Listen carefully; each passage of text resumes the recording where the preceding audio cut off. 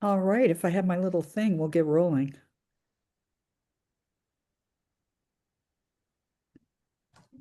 The time is now 5:30 p.m. I'm calling to order the South End Landmark District Commission for November 4th, 2025 public hearing. Commissioners present are Christopher DeBoard, John Freeman, Peter Sanborn, Kevin Reddy, and myself, Catherine Hunt.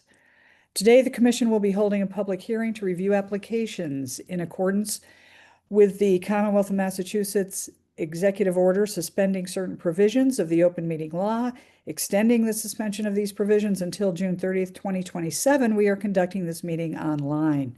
To ensure public access to the deliberations of the South End Landmark District Commission, the public may access this call through telephone and video conferencing. This hearing is being recorded. All further conversations between commissioners should be audible to the public in attendance until the hearing has adjourned. Are there any media or elected officials currently present? If so, please raise your hand using the Zoom meeting platform and state your name, title, and affiliation. Do we see anyone raising their hand? No. No. Okay. Members of the public will have an opportunity to ask questions and provide public comment on applications and discussions. To do so, please raise your hand in the application via the Zoom meeting platform. We will repeat these instructions throughout the hearing. Okay. Tonight's agenda is design review, administrative review, and the public does not have to be present. I mean, applicants do not have to be present for administrative review. The ratification of the October 7th meeting minutes, staff updates, and then adjournment. Okay, welcome everyone. Our first item under design review is 403 SHAWMUT Avenue.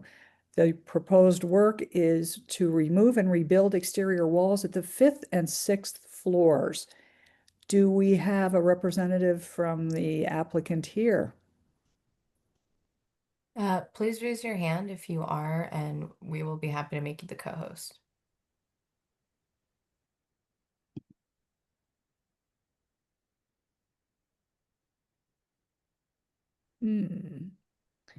Myra and Michael, you guys should be co-hosts now. Okay. Okay. And who would like to present? So I will be presenting first and then pass it over to the architect. Great. Go ahead. Perfect. Oh, and yeah, be sure and state your name. Yes, I will. So first of all, I want to thank the commissioner and the staff for this opportunity to present Casas Borinquen apartment. My name is Mayra Negron Roche. I am the Chief Operating Officer of Inquilinos Boricuas en Acción.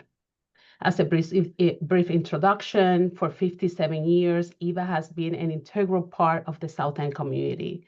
We are a nationally recognized community development corporation with a portfolio of 667 affordable housing units dedicated to empower individuals and families to improve their life, to social economic mobility, and through high quality affordable housing, financial empowerment, resident services, and the art. Today, we are presenting to you all an update on Casas Borinquen 403 SHAWMUT Avenue, on where we are converting this office space into housing. We are looking forward to working closely with you. We are already working with the staff on that to ensuring that we honor the historic character of the district while advancing our mission in creating more affordable housing in the city of Boston. With that said, I would like to turn it over to the lead architect, Michael Chavez from Social Impact Collective. Michael. Thank you, Mayra. Good evening, everybody. Is this something that I'll share a screen for, or is this already on the?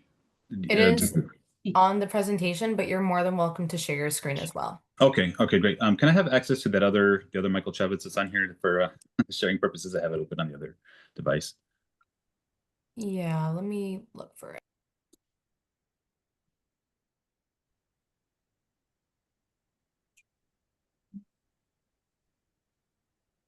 Okay, you should be able to share your screen now. Perfect. Yes.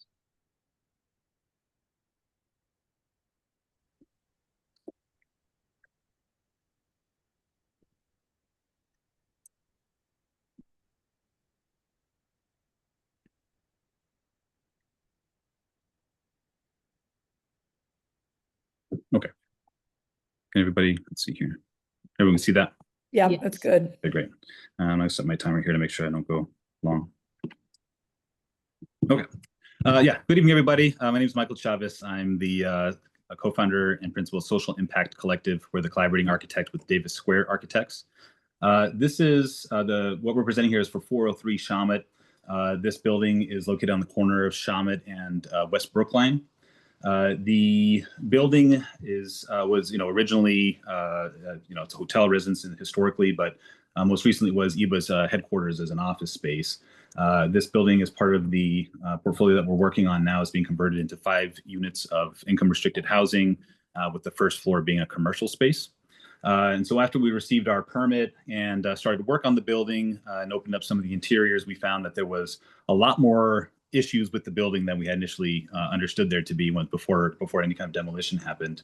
And because of that, we did a very thorough study of the existing facade on the interior and the exterior of the building, as well as had our structural engineer come out to do a kind of a thorough report on what we would need to do to make sure that this building is compliant structurally and seismically.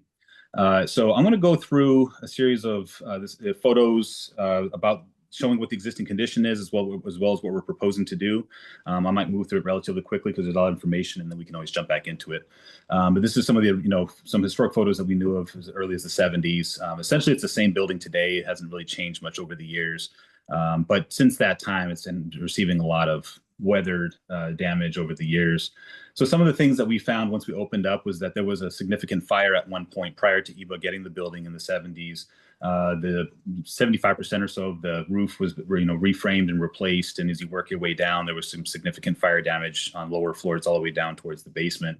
So some of that had been rebuilt at some point. So this is all new framing up here on the top. And then there's some existing charred sections that are still within the building itself. And because of that, subsequent firefight and stuff, you can see where a lot of the water entered the building from that part of the building and other things. So we found that. We have the presentation. Is there a presentation? Sorry, what was that? Do we have? Is there a presentation? I see our public screen or the public comment screen up here. Oh, is there something? There we go. Thank you. Oh, thank you, Chris. And I'd like to point out that Commissioner Felicia Jacques has now joined. Awesome. Thank you. Go ahead, Michael. Sorry. Sure, no problem. So, Chris, this is just the fire photo I was referencing when I was talking earlier. Yeah, thank you. Sure, no problem. And there's some snapshots of what we found across different parts of the building, starting from the top. Some very detailed and beautiful pediment masonry work that's up at the top of the building. However, so much of it has been, is out of plumb, it's no longer, a lot of brick has been missing, caps have been moved, falling off, unreinforced. So there's some issues here with, parapets and pediments. Existing chimneys, again, have some nice corbelling details, but over the years have been exposed to the elements from all top all the way down to the bottom. So a lot of brick has fallen off over the years. Mortar has been gone missing, receded. One of the more significant aspects of this building is the corner of 403 SHAWMUT and where the building next to it at 401 SHAWMUT is located. This corner has been slowly over the years separating. Essentially, the top facade here is separating on the side from the front, and there's a significant crack that's working its way down. This upper right photo here, you can see where there's been some, kind of infill of grout over the years, but this is a pretty significant span of brick that's separating from itself here. The other opposite corner, on the corner of West Brookline and SHAWMUT, is doing something similar. Again, the side wall is separating a bit from the front wall, and there's some significant cracks happening there, along with other damage. And somewhere over the years, there's been some brick being replaced that was not original. So I don't know if this fell in or maybe it was part of the fire, but there's been stuff that kind of got patched and repaired that's not original. We find that, again, this beautiful detailed corbelling that runs along the two, facades on SHAWMUT and West Brookline also have some significant damage. Again, just brick coming out, mortar issues, some separation happening there. Headers along most of the windows are sagging, cracking. You've probably seen this in different parts of South End before, but this one has some significant damage happening there, just separating from the masonry around it. And same thing with a lot of the sills and water table components on that facade as well. Some of that stone just kind of disintegrating over time. There was some parging that happened, which actually did worse for the building than helped it in terms of a lot of the stone. Some gaps between window framing and sills has let animals and other things in, water, snow, ice, all that good stuff. And so essentially, that's a snapshot. We have a lot of additional existing conditions at the end in the appendix if anyone wants to see more of that. But essentially what we found here is that after seeing all of this and having our structural engineer and our general contractor take a look at the building, what we're finding is that we'll essentially have to, at a minimum, likely rebuild the entire 6th floor in the corner, that 5th floor, where that corner is that I mentioned earlier, where 401 and 403 SHAWMUT are located, kind of rebuild that section with the possibility that we may have to go lower than that as we start to work our way down with the masonry, because we don't know the existing condition as we work, our way down from there. So what does that mean in terms of our approach and our means and methods? So again, just a kind of a quick snapshot here. We're talking about everything in orange, this top floor needing to be entirely rebuilt with this corner at 401 and 403. And this is kind of true all the way around all 4 sides here is essentially what we're looking at. The area in blue is, again, the unknown, but likely areas that will need some significant rebuild happening as well as we work our way down. We are going to be rebuilding the wall that we take down with a structural wall on the interior side, and then we'll maintain the existing facade with the same corbelling details and everything on the street side, so that it looks exactly the same as it does now. So how are we going to do this? We're not going to take down the entire 6th floor and then try to rebuild it as from memory here. What we're essentially doing is we're starting and we're going to be rebuilding in sections. And so the very first section that we would be working on is the one that's in the worst condition, which is the corner of the 401 building, which is here on the bottom right corner, and 403 SHAWMUT, which is this, the taller building here on the corner. Starting with this section here, rebuilding this, and then essentially working our way down in sections along the SHAWMUT Ave facade and then around the West Brookline side. And so if we were to kind of look at that on the interior, essentially what we're going to be doing here is starting by shoring the entire interior of the building from top to bottom. All the existing floor framing will be remaining in the building. And so we'll be shoring that up to ensure that those are structurally sound as we start to take sections of the facade off from the outside and then, rebuild it from there. So this kind of left corner here is that section 1, that corner of 401, 403 SHAWMUT.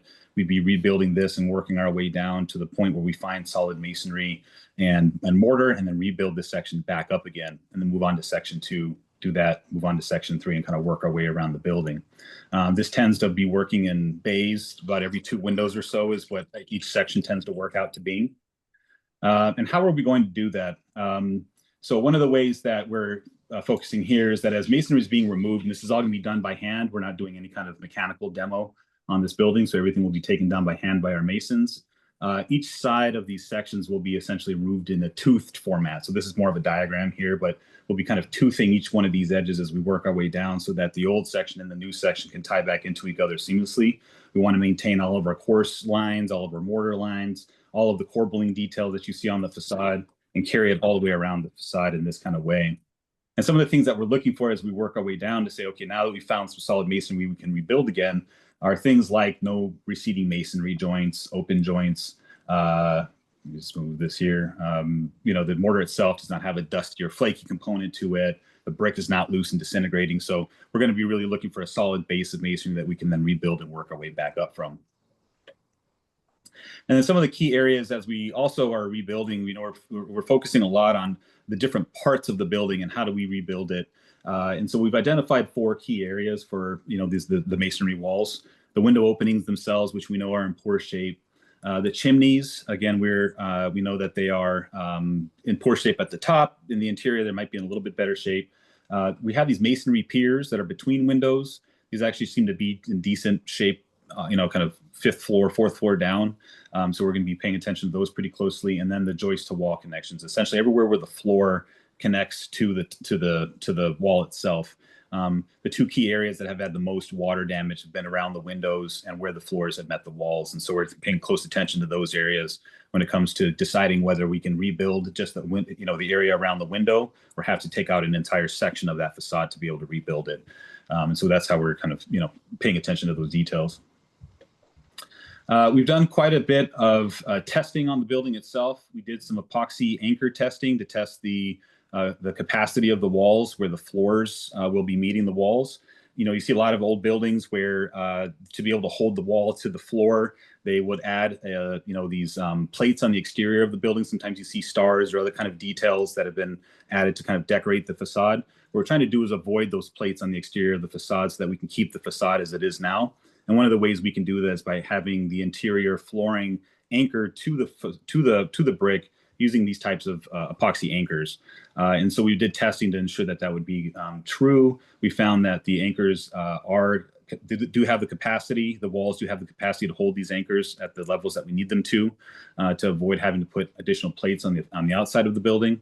And we've also been looking at various types of shear wall connections and things like that. So we've done a number of tests to try and ensure that the brick itself is in decent shape for those reasons. And let's see here, 2 minutes. And so how are we then taking care of our masonry? How are we removing it, storing it, and then putting it back again?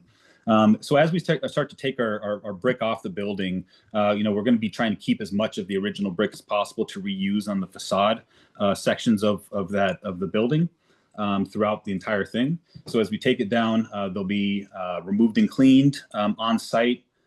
They will be then cleaned again by hand. We'll move the existing mortar using brushes and things like that. And if we need to, we can use a wet saw to take off the mortar if it's stuck to the brick, but we like the brick. And then once it's clean, the bricks are all then loaded onto metal pallets and then covered, wrapped, and loaded onto a flatbed truck where they'll be taken to our mason's storage facility to be kept until they get put back onto the section of facade again.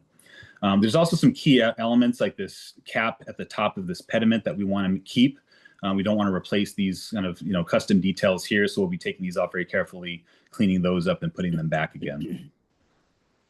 We've also done a number of brick and mortar mock-ups to, if we have to replace it with new brick, to ensure that the new brick looks the same as the old brick.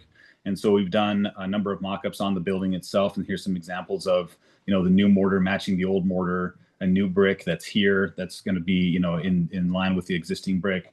And then how also sealing the brick without changing the color or the texture or the kind of the shine of the brick itself as well. So anything that we do have to put that's new, we have a number of mock-ups and bricks that we've selected that allow us to keep that same visual across the entire building.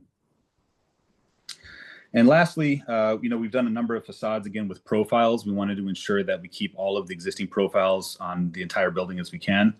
So we've documented all of the pediments, the corbels, any of the details around any of the windows, headers and everything to ensure that we have all the right numbers, course counts, thicknesses of mortar, arches, materials, etc. on these buildings. And I'll kind of just jump through these a little bit just to kind of show the examples of how we've been, trying to take care of the documentation of all of that. So whether it's been corbels, again, pediments, corners of buildings, anything that's, front or receding, any element that's not flat on the building essentially, and how we've been trying to document all of that. Chimneys and their corbels, all of that. Now, one of the things is that there's an existing chimney on the side of 403 SHAWMUT here. This is actually an old chimney that's part of 401 SHAWMUT. It's also been peeling away from the building. It's currently being, it's kind of held back against the building, but it's not part of 403. We're also requesting to take this chimney down because it's at risk of actually falling on top of 401. And it's not integrated at all into the 403 building the way these chimneys are. These aren't part of 403. So that's one of the requests that we have, to take this down and keep it safe, both buildings safe. And then again, we've had a number of other more specific architectural details to show how we are rebuilding the new wall behind the kind of existing facade and how we're going to be rebuilding the corbels. Here's my timer. Rebuilding the corbels and any of the facade elements in front of the new wall that's behind it, and how we're reinforcing everything to ensure that the building is structurally sound while at the same time maintaining its exact same facade on the outside. So that's the last slide. So essentially, our ask tonight is that we know we need to take down that 6th floor and rebuild it in that corner of the 5th floor. But also in a worst case scenario, there's a chance that we have to do some significant rebuilding of floors below the 6th and the 5th floor, 4th, 3rd. We don't know for sure yet until we get there.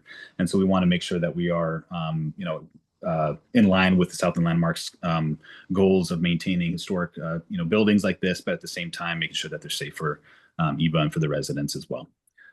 So I'll stop there and we can go wherever we need to.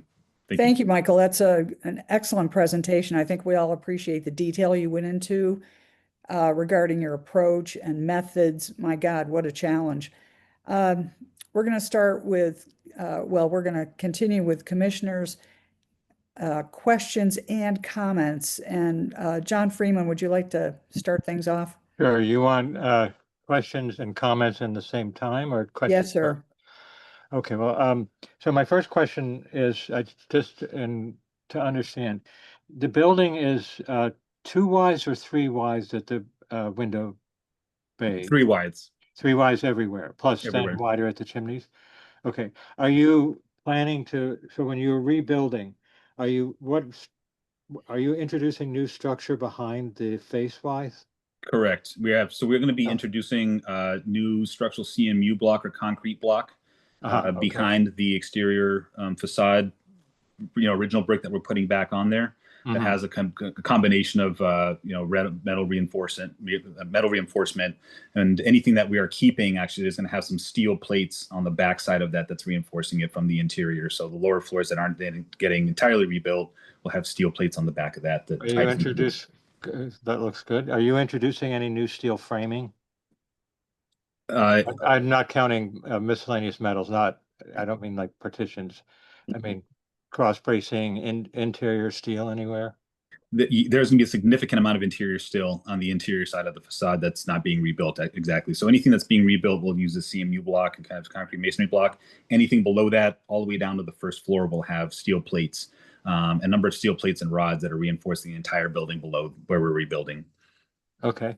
Do you have a picture of the chimney that you mentioned over 403, a close-up of the side wall? There was a picture of the top. Let's see. Like a close-up of that bottom left picture. This one here. Mm-hmm. This is from the roof. This is the chimney from the roof here, and then this is the best I could get. I can kind of zoom into it here, but that's. Is it the same era of the structure of this building, or is it a different? That I don't know for sure. The building at 401 is not the original building that was there. There was a different building there before that was taller actually and bigger. And so we think it may be from that time, but we're not 100% sure. It's not functional anymore. It hasn't been for a long time. And you said it's peeling. You don't have any pictures of where it's peeling away.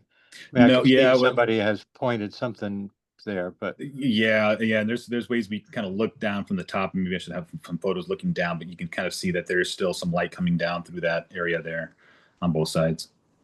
Okay, light. You say you can see through it. You can, I can kind of see coming behind it. There's some separating actually happening with that behind it. Yeah.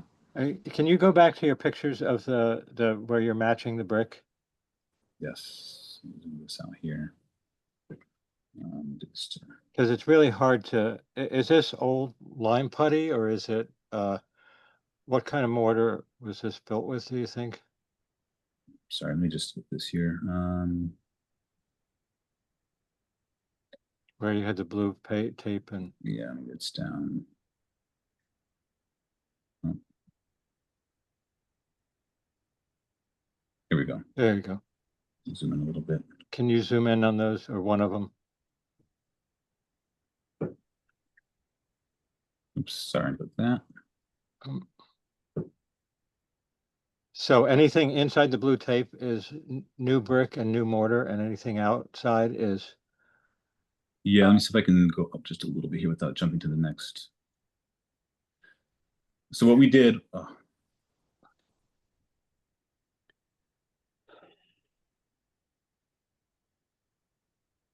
Where did I go?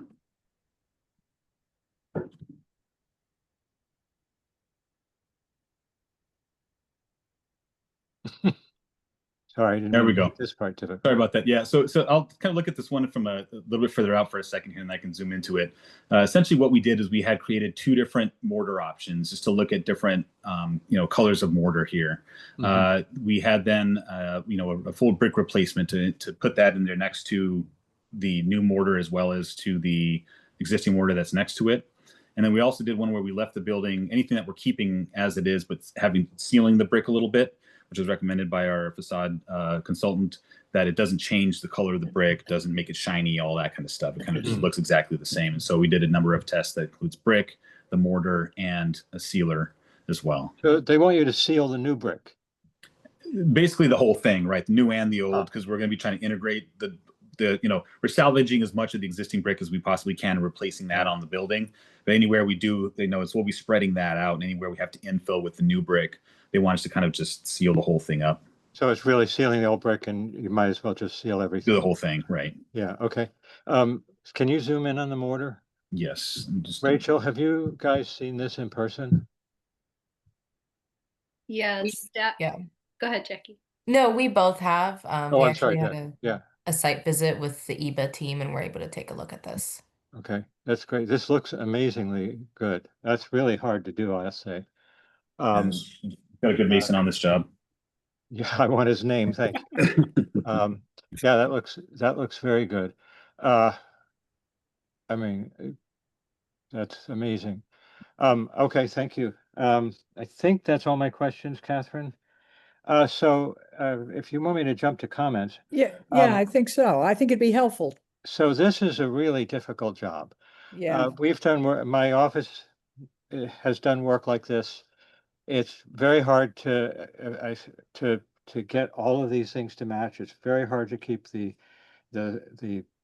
certified preservation, people all doing the same thing. And I really admire what you're trying to do here. It's fantastic. But I think and I think everything that you're proposing is exactly right.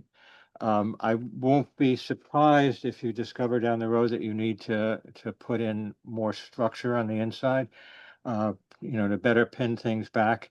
And so I want to say that I think from our standpoint, that would be, or I will recommend from our standpoint, that would be okay to do. It's a common practice. And there are also times when you need plates on the outside and there's just no way around it. But I think we would want a good communication is my only real recommendation. I don't see anything here that I would propose doing differently. I in the short period of time, I would like the commission to have the set of working drawings that you're going to be doing this from, and also as is recommended by our staff, if anything, if the scope gets larger, which these projects do have a tendency to do, that you bring in staff at the earliest possible moment. Those would be my recommendations. Okay, thank you, John. All set then? Kevin, would you like to go next with questions, comments? Sure, just appreciate the presentation, echoing Catherine's comments. And Michael, I think just piggybacking on what John said, I know that there's some uncertainty in the floors below 5. And as you proceed with the project, I assume you'll be fine working with staff if you do discover you need to do more work on those floors.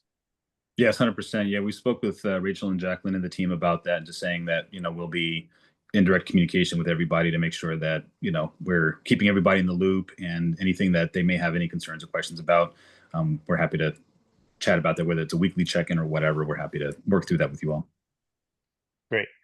That's it for me. Thank you. Appreciate the presentation. Catherine, I forgot to comment on the chimney. Sure. Thank you, Kevin. Go ahead, So John.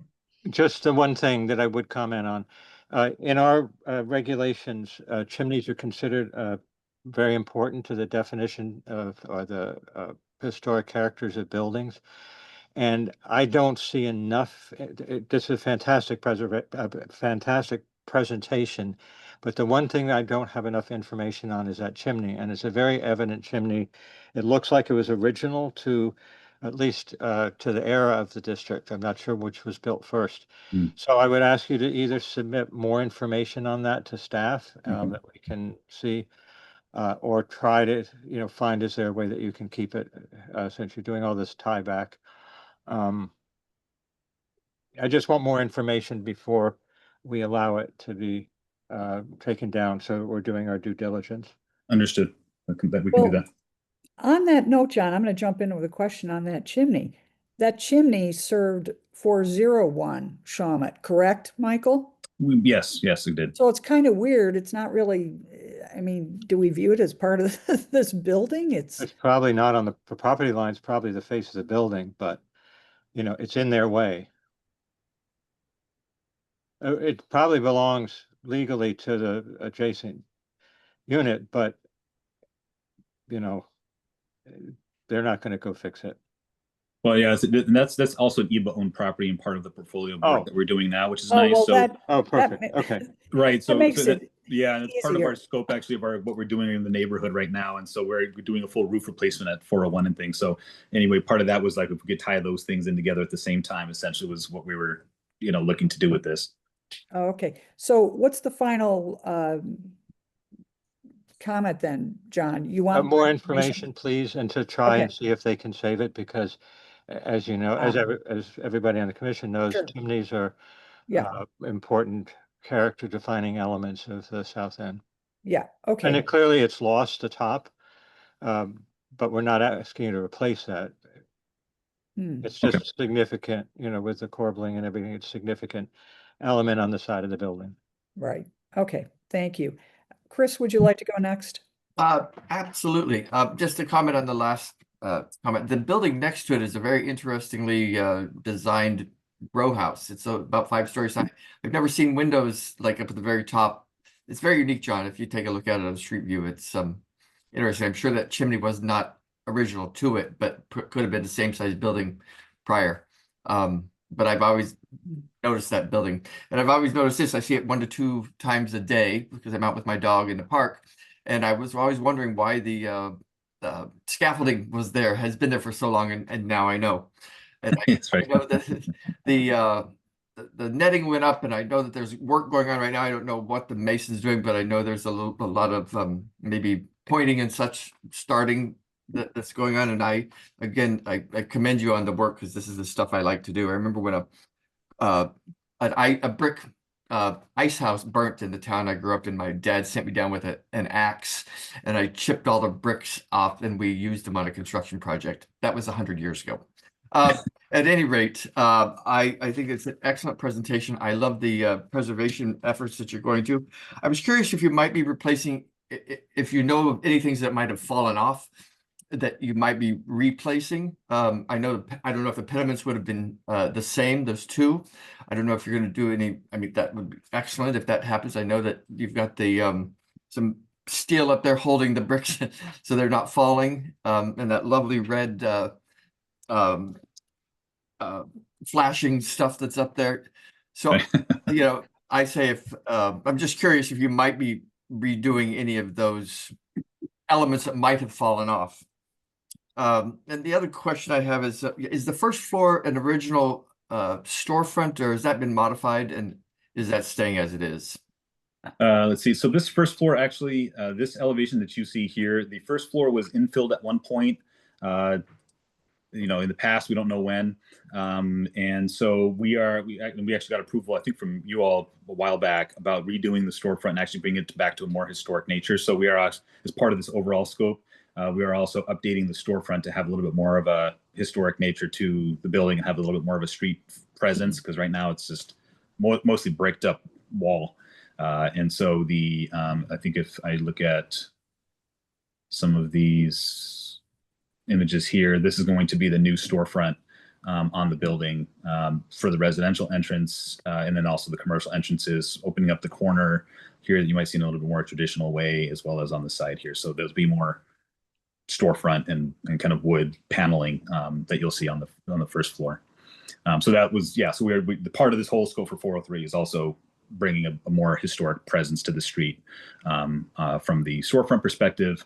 And then the pediments, we're going to be, again, rebuilding them as you see here with all the detail. The difference here, again, is that we're going to be continuing the CMU reinforced block behind it, kind of carrying all the way up, and then putting this facade space, as you see in this kind of detail, back on that to keep that, keeping this cap at the top here, and then this might be cast in place and color matching to make sure this cap is kept, but the same profiles, depths, sizes will all be maintained as they are now. Excellent. I really very much appreciate that attention to detail and that effort, because it's a lot of fun, but it's a lot of work. A lot of work, that's right. Thank you. Thanks, Chris. Peter?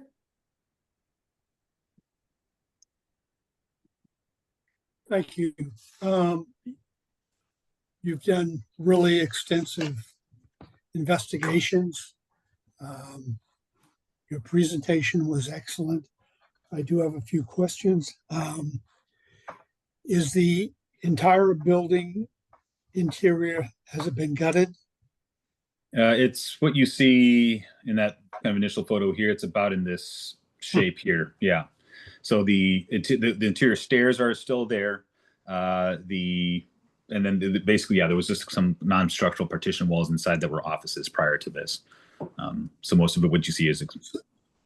So given that, what's the uncertainty as to the condition of the masonry on the lower floors? Why is it that we might have to do some rebuilding? Right. Well, we know if I go to, let's see, no, I'm gonna go down. This one. So, a lot of the walls are kind of similar looking to this. A lot of the areas around the windows are in really poor shape. So the structural engineer said, well, he wants to have every window opening kind of redone about 8 inches away from the actual opening itself. What we found is that the areas below the sills are in pretty poor shape because most of these windows have allowed water and other things coming in over the years for a long time. And we've also found that the joists, there's different sizes, they're in different areas. There's been different types of infill brick between those joist areas there. And so essentially what we're trying to do is say, I don't know if we have to rebuild the entire facade that you see here, but there may be some significant rebuild around the openings and between these zones here. So what we're trying to do is say, how far down do we have to go to do an entire facade rebuild versus where can we stop doing that and just do openings that are in bad shape. But you're not replacing any windows. All the windows are also being, yeah, they're all brand new windows as well. Oh. That was that part of a previous application. Oh, okay. I think we've been through a few times on this building. At first, I think it might have just been window replacements, and then I think we did the storefront, and now we're here for this kind of rebuild of the masonry. Right, so we're doing aluminum-clad wood windows, maintaining exterior profiles, et cetera, on windows, that kind of thing. So these are all brand new windows as well. You saw a mock-up when we were on site, John, and they looked. Okay, I don't remember that. Maybe it was in September. No, this was earlier. It was either earlier this year, even late last year. It might have been about a year ago. Yeah, that's perfectly fine. It's all approved. And sort of but in again, the work that's going on right now are they taking out the mortar? Right now, actually in 403, it's pretty much paused. We did some work on the basement when it came to some new foundation work that we needed to do down there. So some of the work that might have been more recent was probably foundational reinforcing. We poured new footings down there for future steel, things like that. Mm-hmm. But we really haven't touched any of the work on the interior, because once we opened it up, we found there's probably going to be more than repoints, so let's put a pause on it. So I just meant on the outside. I thought that there might be some pointing going on. Not on this building yet. Okay. Catherine, at this point, I have 2 additional questions. Yeah, please. Are you installing an elevator? There's one in there already, and so we're keeping that. So there's no modification needed for a head house or anything? No, it's already got everything it needs there, and we're maintaining the existing one, so that will be kept as it is. Okay, thank you. Last question. Is there any scenario that you can anticipate that you might come back to the commission and say the building is so deteriorated, we need to seek authorization to demolish it. No, our worst case, no. I mean, I don't, Maida, you want to respond to that or anybody else? from the Yeah, the so ownership? the intention and EVA commitment is to rebuild.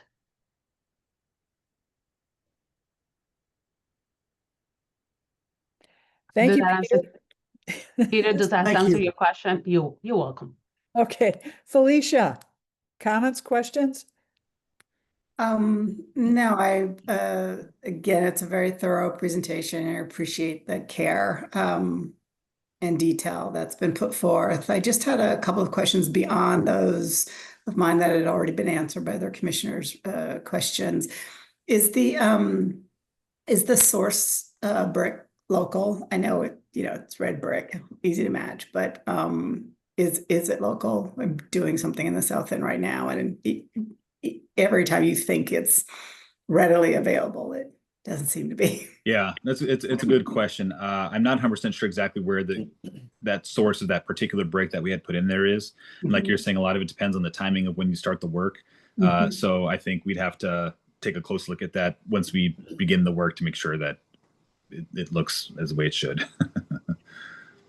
And I guess, again, more towards timing as well. This is under construction right now. Is there going to be any impact with the seasons changing at this point? Or is there going to be a point in time where the work stops and picks back up in the spring? Or are you hoping that you can get a good chunk of this done?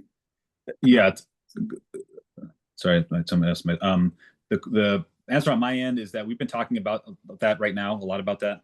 We're going to this photo about the interior right now.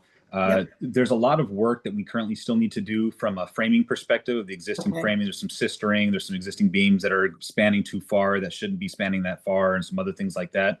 So I think we're in the process of understanding where we are now in November. The work, being able to have to heat the building over the course of the winter when we're doing work with mortar and brick and stuff like that. There's a chance that we may save a lot of the heavy brick work for that spring session. And in the meantime, we can do a lot of our interior reinforcing and additional framing and kind of shoring up, making sure everything's nice and tight before we start to get into the brick work. So we're currently in that stage right now of talking about what that schedule would actually look like. Great. Thank you. No further questions or comments, Catherine. Thanks, Felicia. Michael, I just have a couple things. It seems evident from your presentation that when you say you're rebuilding, every effort you're making is to actually restore the building to its original character. Is that correct? That's correct. Yes.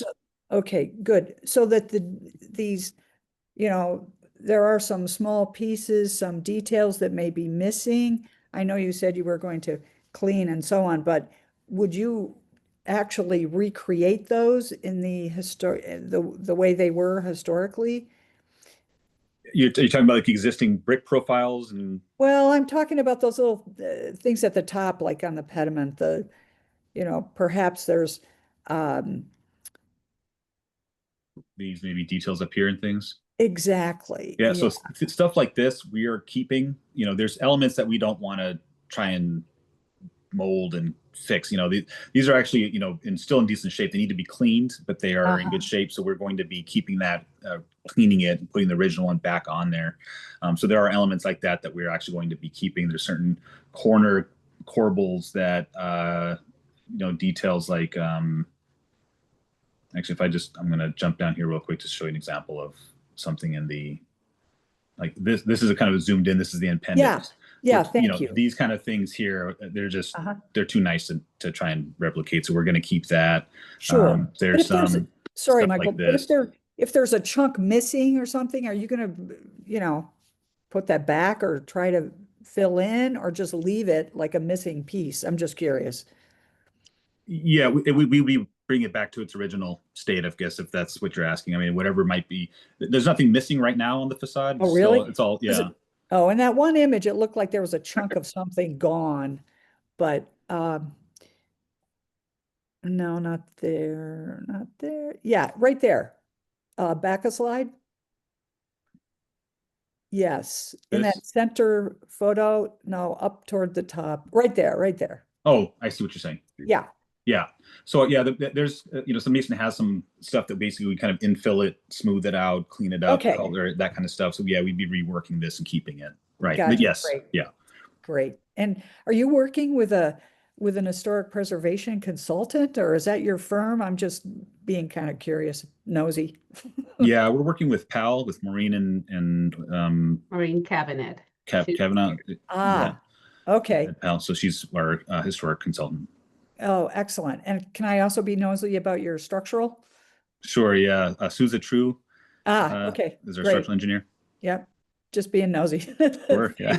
And I think, Catherine, just to your point, maybe in this slide right here, on the first dotted square with the first pediment, the Mhm. chimney doesn't have, it's just a square chimney, and maybe the top of that is missing as opposed to the chimney in the next pediment. So I don't know if we have historical pictures to say that something was there. That's what I was talking about earlier, Catherine, about, I see. do we Okay. know what's missing, or is there anything? And that's Yeah. beyond, but Mm-hmm. Well, I'm just curious too now. I think we've covered everything. Commissioners, any more questions or comments before we proceed to a motion? Would someone like to make a motion? I can't take the clamoring. Sorry, I was muted. I said I'll do it if no one else wants to. Oh, go ahead, John, please. Feel free to add. So I'll make a motion to approve this enthusiastically, especially with a couple of provisos.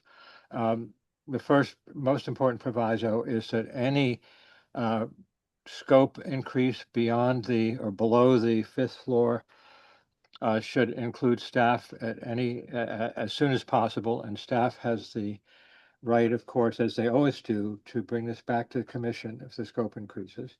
Second is that we want more information on the chimney on the SHAWMUT sidewall before we allow taking it down. So that's one part that's not approved, to remove that chimney right away. And I think those are the only provisos right now. And I see Maureen's on is attending the meeting, so. I'll second that motion. Great. So we have a motion. It's been seconded.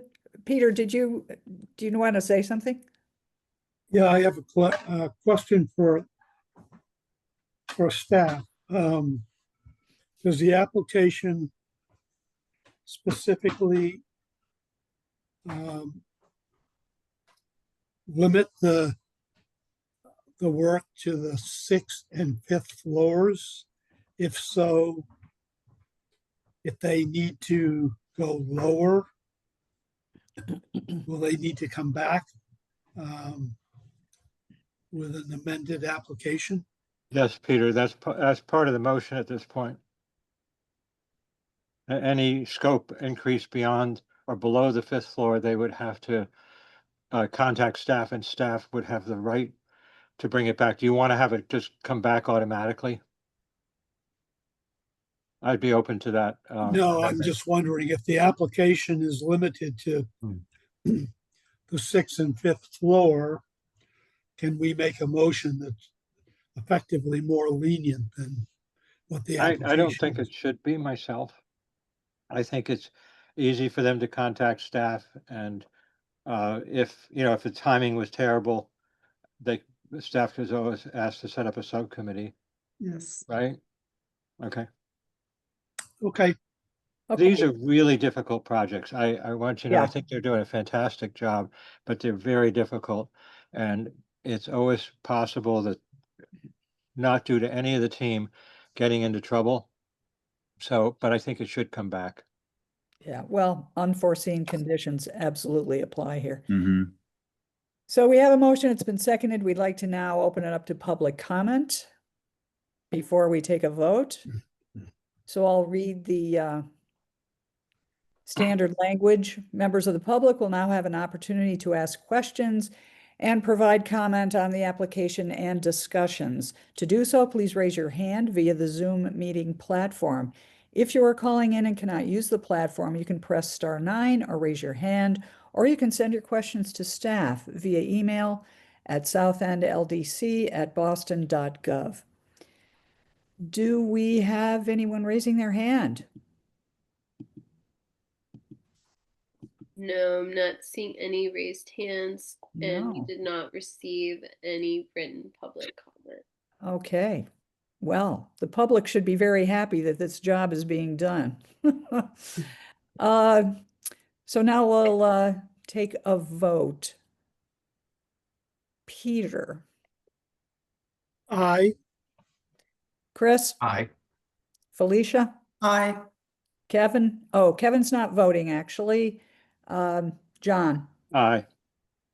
and I vote with a motion. Thank you. Michael and team, the entire team, Eba, thank you very much. This is a great project. Thank you for your care and efforts to restore this building. Thank you all. Thank you for your support. We cannot do this without you. Thank you so much. Thank you. Keep us posted. We Best of will. luck. We will. Thank you. Sure. Our next application is 1651 Washington Street. And the proposed work is to install a new 84 by 16-inch halo illuminated reverse channel letters sign at Jaho Coffee Roasters Bakery. And it is also a 16 by 28-inch internally illuminated blade sign. So do we have a representative of the applicant here? Yes, I'm here. Robert Tuttle. Robert Tuttle. Yeah. Well, I guess I stated your name for you, but would you like to do that and then continue with your presentation? Hi, yeah, that's great. My name's Robert Tuttle. I work for the sign company that's building the sign for Jaho. And very, very simple. It's a small halo lit sign with a box underneath it. That they'd like to propose to put on above the door on the front of the building. And okay. And that also there's an illuminated blade sign. It's internally illuminated with a cutout letters. It's basically stencil cut letters. So it'll be lightly illuminated. So it's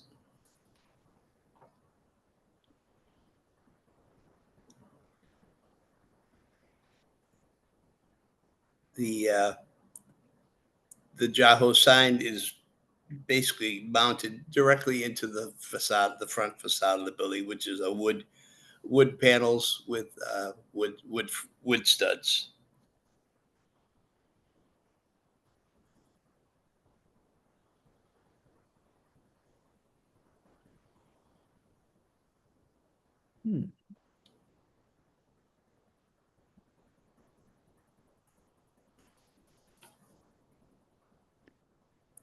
Do you have, was that the end of your presentation? Oh, I'm Rob? sorry. Yes. Yeah, that's it. I'm sorry.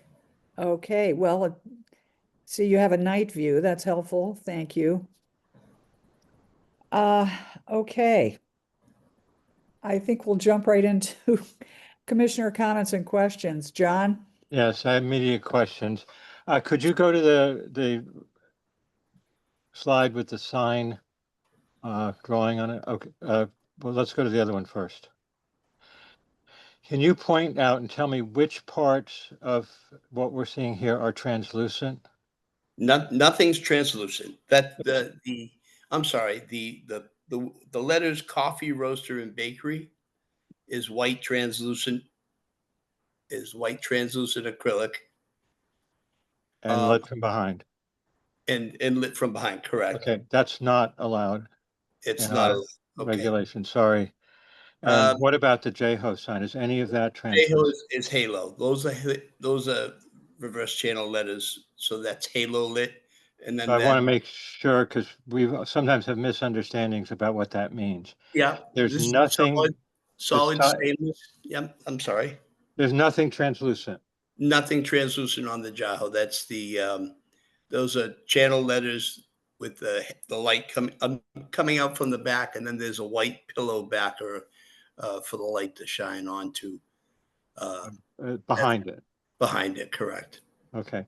Because if this turns out, I mean, I just want to be 100% clear, because our regulations, the way Correct. to think about it is if you can draw a line from one's eye through any material directly to the light source, it's not allowed. Okay. I have a question. If we change the coffee roasters and bakery to halo letters, if we made those halo, would those be okay? Well, that's a second issue. That's a question I think that we're going to have to discuss about the there's some question about the amount of signage. And our staff comments, to give credit where it's due, I think are suggesting that this is too complicated, and we'd prefer and I agree with their comments, that the Jaho is sufficient, and you already have an awning that has text on it. The awning is no longer there. The awning, the landlord redid the front of the building, and that awning has been removed. Okay, can you go back to your building elevation then? Yep. The same thing applies to the blade sign, by the way. And then the other question, and we'll let other commissioners comment, is this proportion of the sign in this view doesn't seem to fit any of the architectural detail behind it. Our regulations specifically require that signage not block the architectural detail of the district, for which the district is known, of course. So I think we're going to ask you to look at a way to better integrate the sign.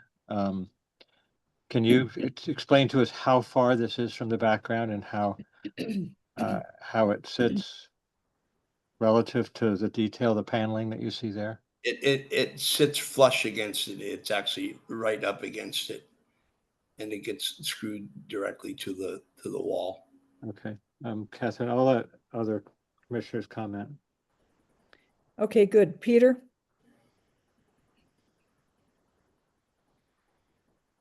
Yeah, I'm going to continue what John raised about the proportions of this. I think it's actually quite jarring, and it seems to be independent almost in consideration of the storefront itself.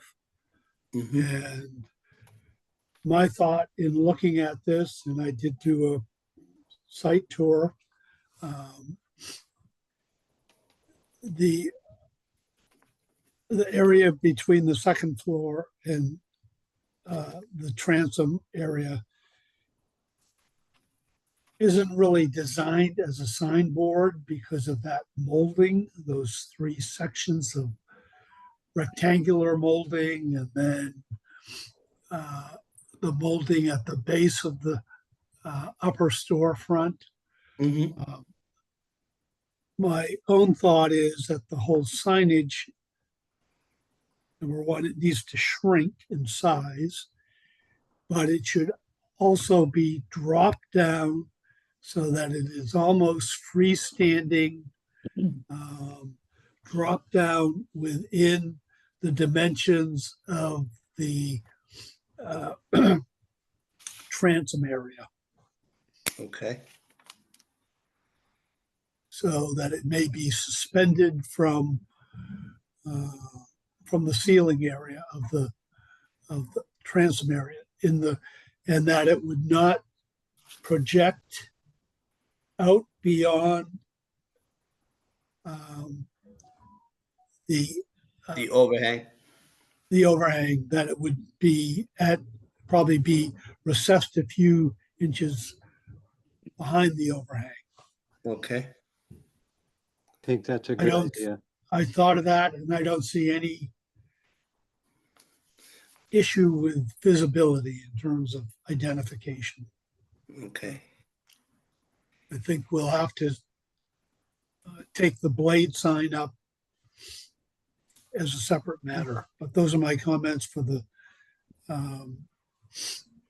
main sign. And given that the awning has now been removed, I'm fine with having coffee, roaster, and bakery as part of the signage. But I think that whole signage scheme needs to be rethought. Okay. Thank you. Thanks, Thank you. Peter. Felicia? Yeah, I'm in complete agreement with Peter's comment. That's the first thing that I noticed, especially I guess when Robert, you just said that it was mounted directly. And that would be to reduce the size of the entire signage. And if it could be dropped and, placed within the frame where the 1654 is, I don't know if that's making it too small, but just sort of located within that area underneath the overhang. I think you would protect the banding and the molding that is in place. Okay. So you're saying hang it down where the skylight basically in front of the skylight above the doors? Yeah, I'm saying that where the Jaho is, you're saying that is mounted in the banding and the molding. So I'm saying drop it just right underneath. Gotcha. So that the banding and the molding remains pure. There's no penetration. Okay. Or anything there, because that is disturbing this historical aspect of this. And by doing so, I think the sign is gonna, it's probably gonna shrink down to 75–80% or something like that. But I think, as Peter mentioned, it does seem like, the font and the coloring and the backlighting in the evening really won't, the visibility won't be impacted in any significant way. And I'm sorry, I had to step away for a moment, but the issue with the comment with the blade sign, this is not part of the application, Catherine? Or it is part of the application? It is, isn't it, Rachel? It is part of it. Yeah, the blade sign is part of the proposed signage. So we could remove the lights from the blade sign. We could, if the blade sign is allowed without lighting.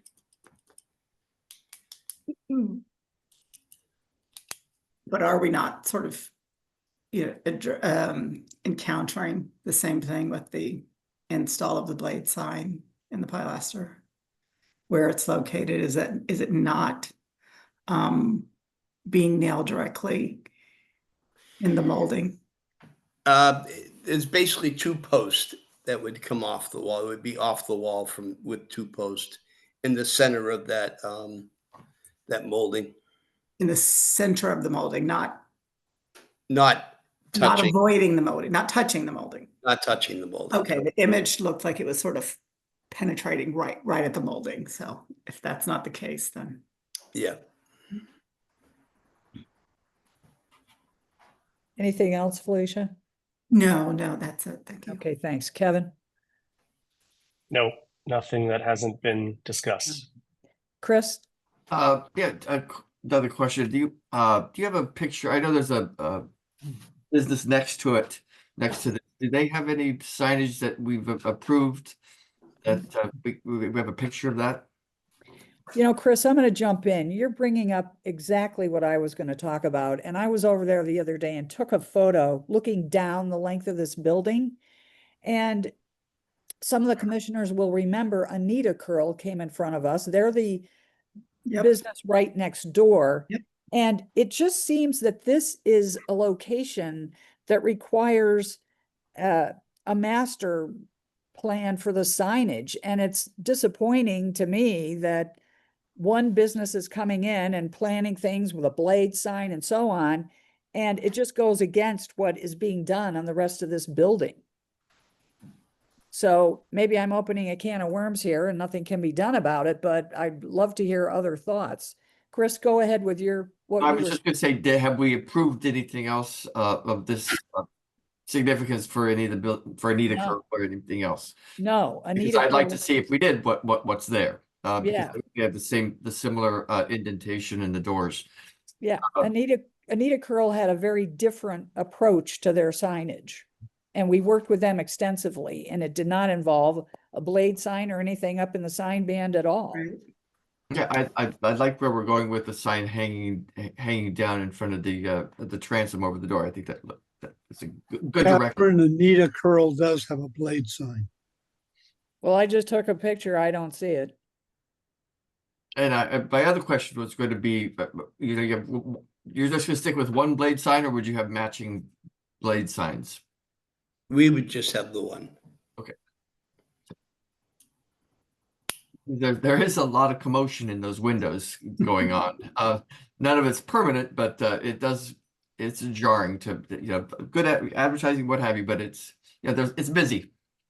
Mhm. It's very busy. I'm blowing up my photo, Peter. I do not see a blade sign. And also the coffee company, Jaho, has put a temporary sign up tacked to the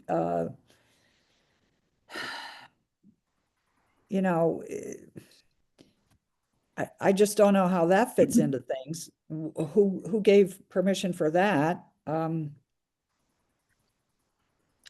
don't know. There's a lot going on here.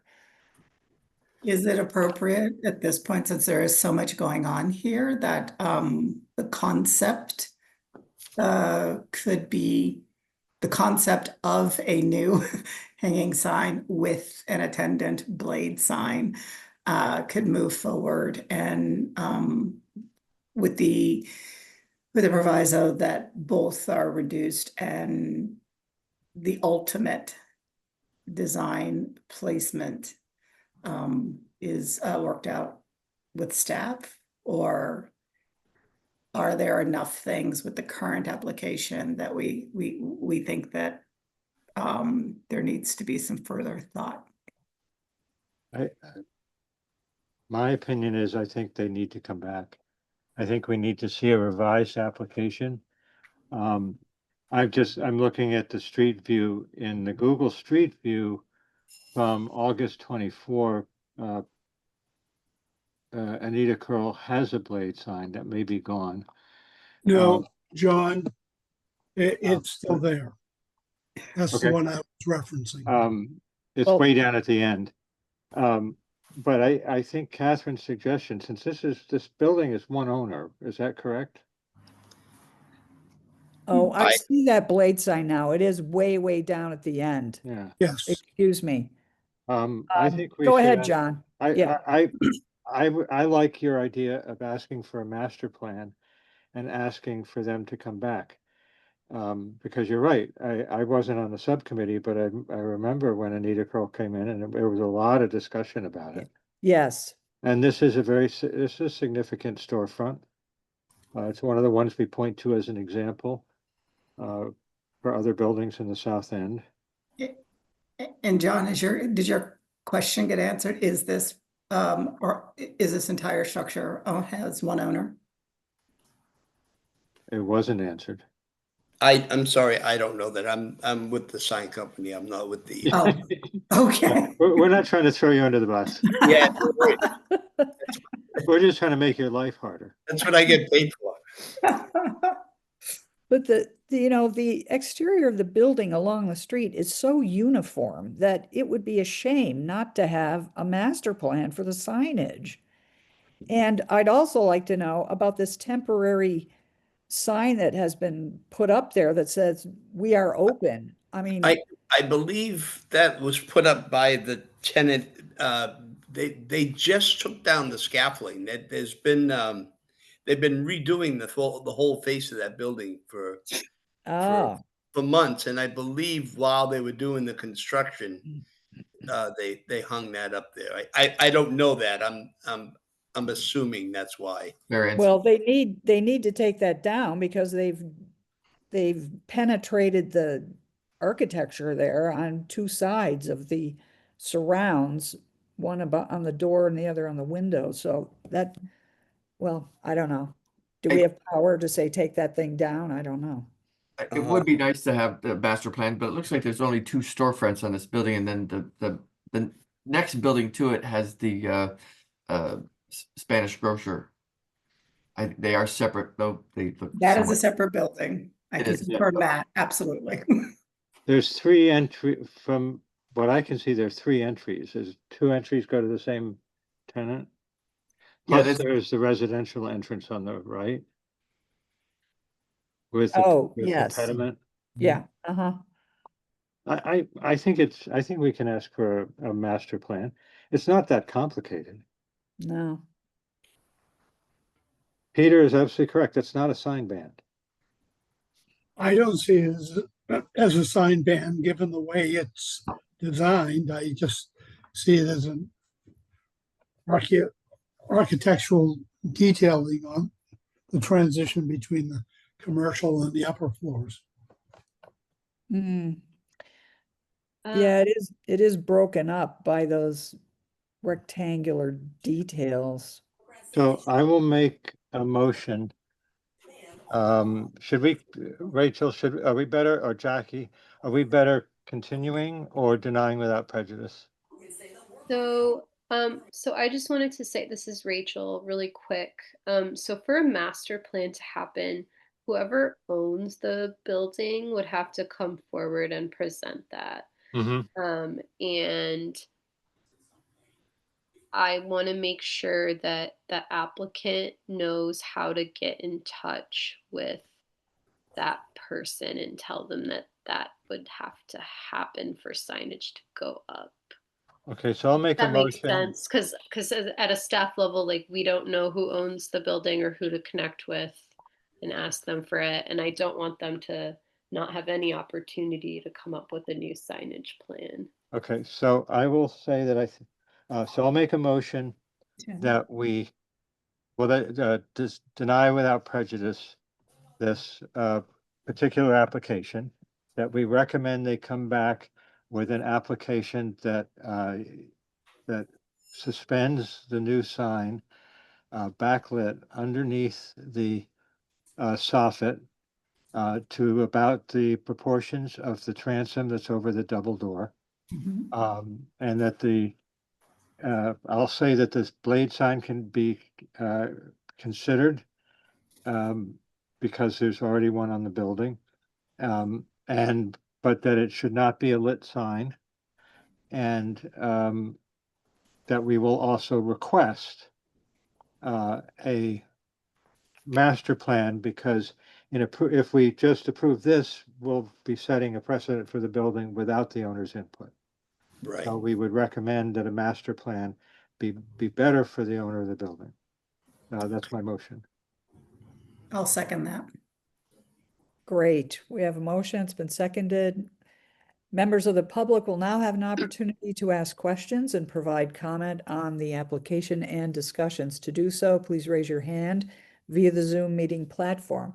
If you are calling in and cannot use the platform, you can press *9 to raise your hand, or you can send your questions to staff via email at southendldc@boston.gov. Do we have anyone raising their hand? I see no one, no comments. Don't see any raised hands, and we did not receive any written comment regarding this application. Okay, then we have a motion. It's been seconded. We will vote. Peter? Yeah, aye. John? Yes, aye. Chris? Aye. Felicia? Aye. Chair votes with the motion. Thank you very much. Robert, thank you for your presentation. All right, thank you. And we'll look forward to seeing you back. Thank you You very much. will, like, I will get the information passed on to the tenant, and we'll go from there. That's great. I hope this is helpful. Thank you. Great. So our next application is 194 West Brookline Street, and the work is to replace the garden level door. And do we have the applicant? Everett, I just made you co-host, so you should be able to unmute yourself. Yes, I'm here. Great. Go ahead. Okay, I trust you can, oh, good, there it is. Could you state your name for us, Everett? Yes, I'm Everett Andrews, owner of VA Custom Door and Millwork. We've entered a contract with the owners of 194 West Brookline Ave. And they were concerned about the condition of this door that's existing. It's rather lightweight. The glass is not safety glass, that it's very insecure.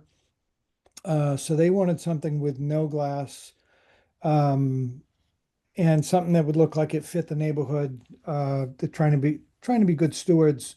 I guess I don't have control over switching pages. Thank you. So this is 176 West Brookline, just a couple of doors down. And it was kind of the brainchild for the submittal we did. In communicating with staff, I think it was Jacqueline, on this project. She was suggesting that we submit a similar design, but with the lower panel divided in two, and then actually a further request to divide the upper panel in two as well. And those are pages 3 and 4, I think, in this. Sorry, next one. There you go. So I have a lot jammed onto one page. I apologize for that. But the top images of the first like alternate that Jacqueline and I spoke about, and then the lower one was after some follow-up conversation. So the intent of our application is to get approval for the one that resembles the neighbor at 176 West Brookline. And I guess I'd like to know what you folks have to say about that. If you all think that that's appropriate, we'd be really happy. But we've submitted these two other designs so that hopefully we can walk away from this meeting with an approved design to your liking. The clients asked me to say that they, they'll accept what you folks want to do because you do a great job in the neighborhood, but they really like the first one. So they want a solid door with no glass. Is that what you're saying? Well, either way, there would be no glass in the door on either of the three proposals. Oh, But they were hoping to do it where it's a large panel at the top and a large panel at the bottom with no vertical divisions.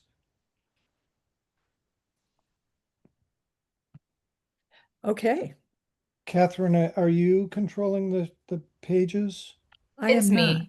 So if Oh. you, yeah. So Thank if you you. want me to go back and focus on another Yeah. page, feel free to let me Well, know. Yeah, please do go up to the first page. Thank you. So this really closely resembles 176 West Brookline, and this is the design that they're hoping to get approved. The drawing. Yes, ma'am. The photo is the existing door. Yeah. It appears to have been replaced like within the last 10 years. The jamb and the trim and everything is in great shape. But it's just the door itself that is deteriorating because it probably wasn't constructed all that well, and it's just very lightweight and not secure. Okay, Everett, is that the conclusion of your presentation? That is my presentation. Excellent, thanks. Let's have some comments and questions. Mr. Freeman. I will pass for the moment. Peter. Yeah. I walked the entire block before the meeting, both sides of the street. There is certainly a wide variety of doors, understoop doors on that block. So I don't think we can say there's a single historic precedent And I think there may be one original understoop door on the whole block. I'm not even certain that one is original. It's certainly older than most of them. Most of them seem to be fairly recent reproductions. However, I do think that the predominant style is very similar to the existing door. And I think the proposal of a solid single panel top and single panel bottom that's being proposed is probably least prevalent on the street. And I think also both looking at the block and other blocks in the South End, it's probably the least historically true. Doors, I think, did have four panels, two bottom and two upper ones. Sometimes the upper ones were solid and sometimes they had glazing in them. So I'm very reluctant to support what's being proposed here. Thanks, Peter. Chris, what do you think? A lot, quite frankly. I think the panel door with a large panel on the front and the top and the bottom, very handsome, good looking door, as are the other choices as well. I think if there's this purely looks like it could go on any building in the South End. I think if we were looking at any of the three, I think I would be happy seeing this one under a stoop. I really would like to know if we have to follow the precedents, because it's just it sounds like opinion and haphazard who's got what under the stairs. So I think in my opinion this is handsome. I think it looks great. It looks solid. I say if we had to pick, we're going to part hairs there. Let's go with kind of what the people are willing to build and put into the building that would meet historic criteria just about anywhere in the South End. Yeah. Okay. Thank you, Chris. Kevin? Nope. Thank you. Nothing. Felicia?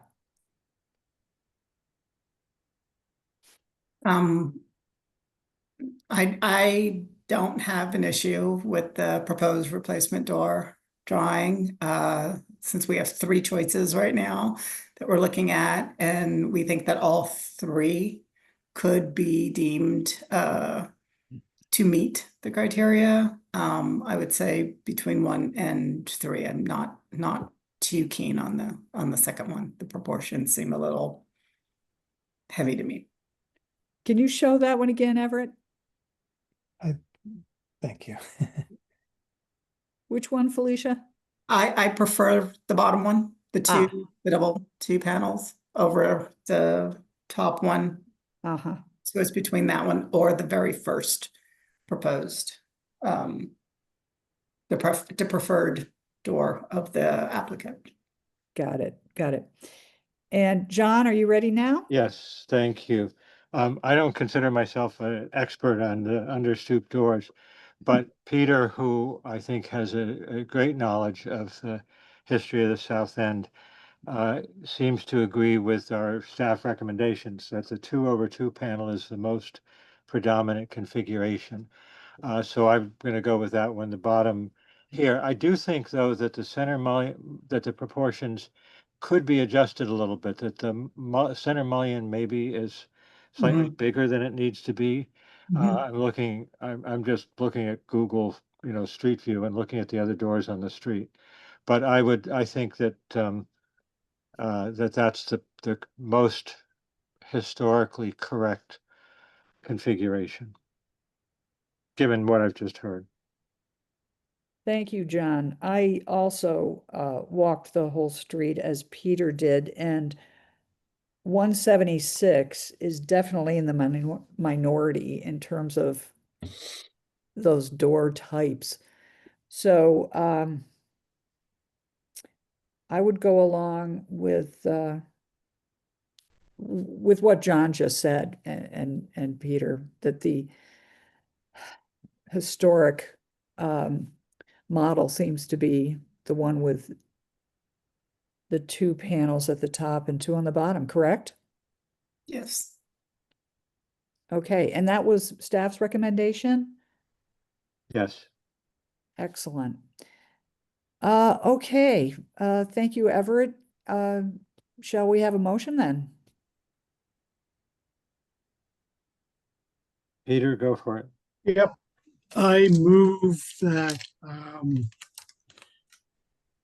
we support the third sketch, which is the 4-panel door shown on the bottom of the second drawing. And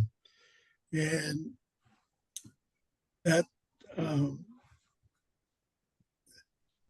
the builder looked to the possibility of shrinking the center stile so that both at the top and the bottom, so that the panels themselves are increased in size slightly, and that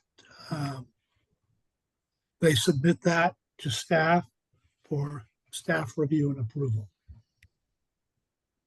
Terrific. Do we have a second? I'll second.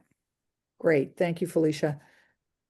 So we would now take public comment. Members of the public will now have an opportunity to ask questions and provide comment on the application and discussions. To do so, please raise your hand via the Zoom meeting platform.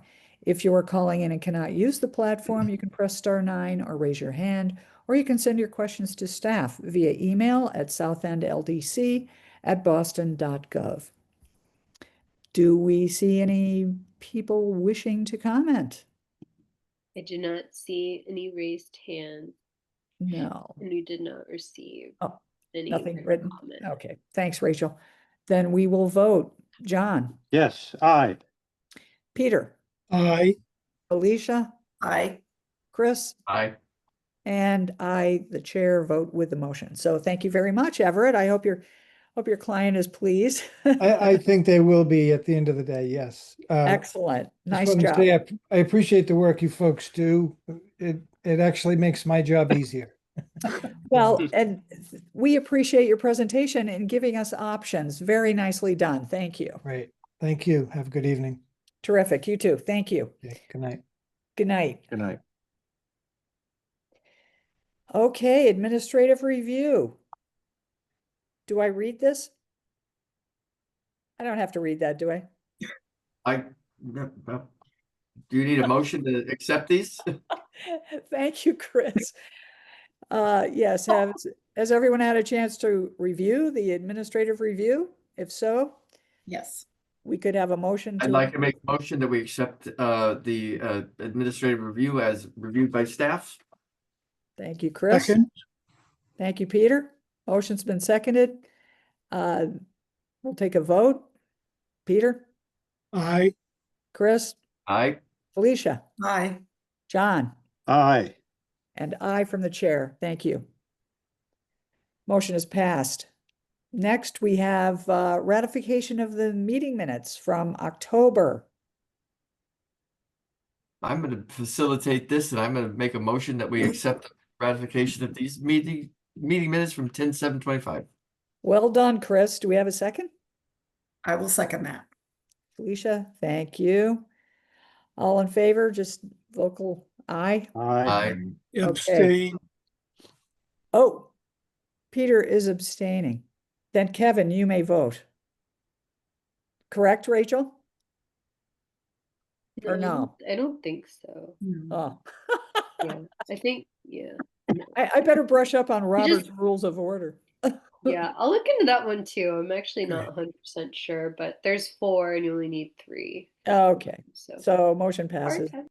The minutes are ratified. Thank you. Staff updates, is that next? Do we have any staff updates? Jackie, I honestly don't think we do. No, other than we sent out the dates for the 2026, 2027 hearings to you all. Oh, is that what so- that was, Jackie? You went into next year. Thank- Yes, it was. So that's going to Okay. be obviously starting after January.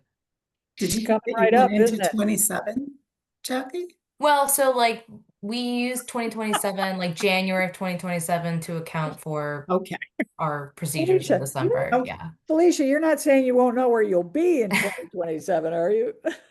I might have to RSVP undecided. I think that's fair.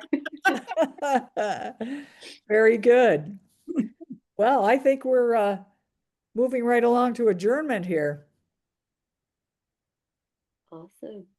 I Excellent. move that we adjourn. Okay. Thank you, Peter. Do we have a second? Second.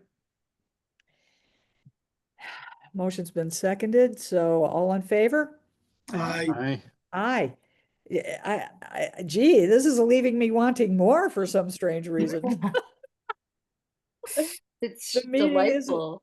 Meeting is Delightful. adjourned. Enjoy your evening, everyone. Rachel, All right.